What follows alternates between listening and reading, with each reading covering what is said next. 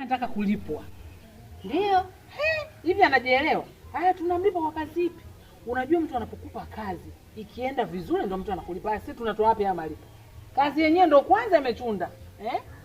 Na mimi nafikiri nimemchelewesha. Na mimi nikamchalazia vizuri kapanda, na mimi nikampandisha hapo, nakwambia sikubali. Nikamwambia sasa sikiliza nikwambie. Nilipojiona sasa hapa, ili swala letu shoga yangu tuketa mambo mengi tutasema.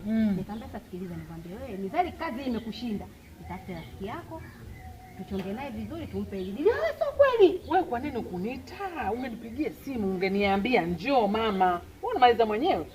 Mama, nawe vitu vingine vidogo vidogo hivyo. Si unajua na mimi napita kwenye njia zako. Vitu vingine na visovu mwenyewe. Ila nikwambie kitu mwanangu Sakina. Sasa hivi tunatakiwa tutumie sana akili. Tukibararuka tutaumbuka, tutazalilika hapa mjini. Sio, umenielewa? Na usipoangalia ile nyumba tutakuja kufukuzwa. Mtoto wa kiume yule. Sisi tunachongwa mdomo, lakini mtoto wa kiume yule. Mama, sio kweli. Kwa hiyo inabidi tupambane. Kama Maboya kashindwa, inabidi tutafute mbinu mbadala kuhakikisha tunafanya mambo yanakuwa nini? Yanakuwa sawa. Kwa hiyo unaenda kwa rafiki yake nani? Sijaelewa. Huyo Maboya ana rafiki yake. Sasa ndio wewe rafiki yake nataka tumpe ile dili. Hapa ninapokuambia nimemwambia kuja nikeke mfuko ili tuje tuelewane vizuri.